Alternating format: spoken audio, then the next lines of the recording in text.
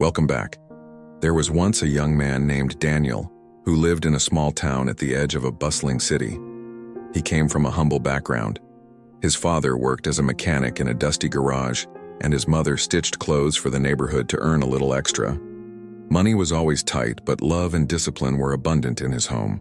From a very young age, Daniel had a dream. He wanted to build something that would change lives. He didn't know exactly what that was, but he could feel a burning inside him that whispered, "You're meant for more." But reality was harsh. Every time he told someone about his ambitions, they laughed. "Look at you," his classmates would say. "You can't even afford proper shoes, and you're talking about changing the world." Even his relatives advised him to be practical and take a safe path, telling him that big dreams were for people with big resources. Those words hurt him deeply, but they didn't break him. Instead, they became fuel. One evening, after finishing a long day helping his father at the garage, Daniel walked home and passed by a tall skyscraper in the city. He stood at the bottom, looking up at the shining glass windows. Inside, he could see people dressed in fine suits, working at computers, running meetings, creating things he couldn't even imagine. For a moment, doubt struck him. He thought, maybe they're right. Maybe I'll never belong in that world. His shoulders dropped and he turned to leave. But then, a thought flashed through his mind. The voice of his father. His father often told him, "Son, success isn't about where you start. It's about how far you're willing to go without quitting.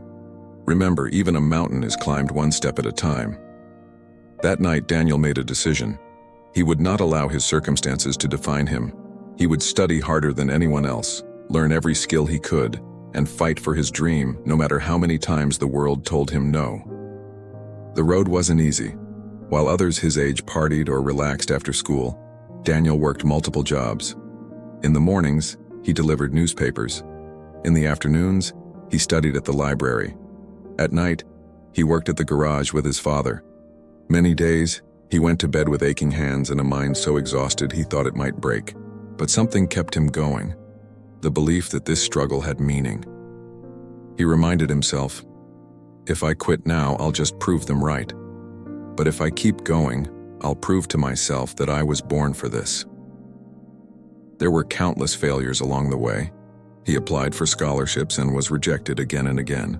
He tried to launch small projects only to see them collapse. But instead of giving up, he treated every failure as a teacher. He wrote down lessons, adjusted his approach, and kept moving forward. Years passed. Daniel finally won a small scholarship that allowed him to study technology at a local university. It wasn't prestigious and it wasn't glamorous, but it was an opportunity. And that was enough for him. In his college years, he faced another battle: self-doubt.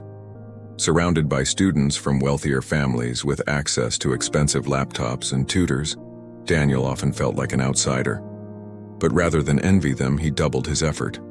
While others slept, he studied. While others played games, he learned new skills online for free.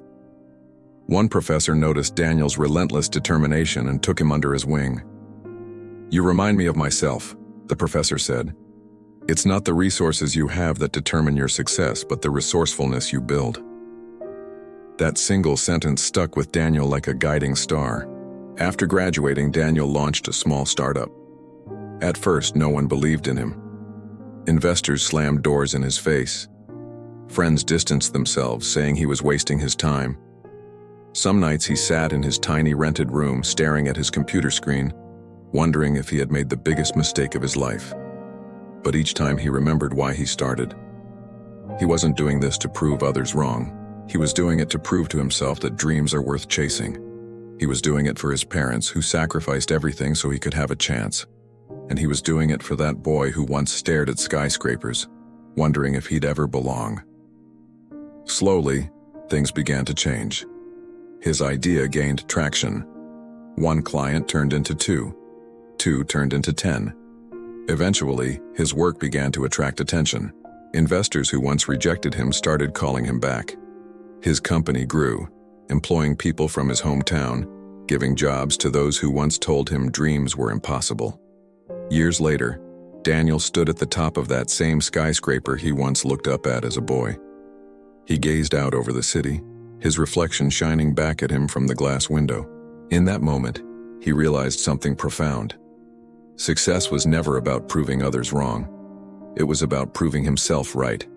It wasn't about how much money he made or how high he climbed, but about the journey, the countless failures, the sleepless nights, the unwavering belief that no matter how hard life got, he would not give up. Daniel's story became a beacon of hope, not just for his community, but for anyone who ever felt small, overlooked, or underestimated. He showed that greatness isn't reserved for those born into privilege. It belongs to anyone willing to fight, to rise after every fall, and to believe even when no one else does. And here lies the moral of the story.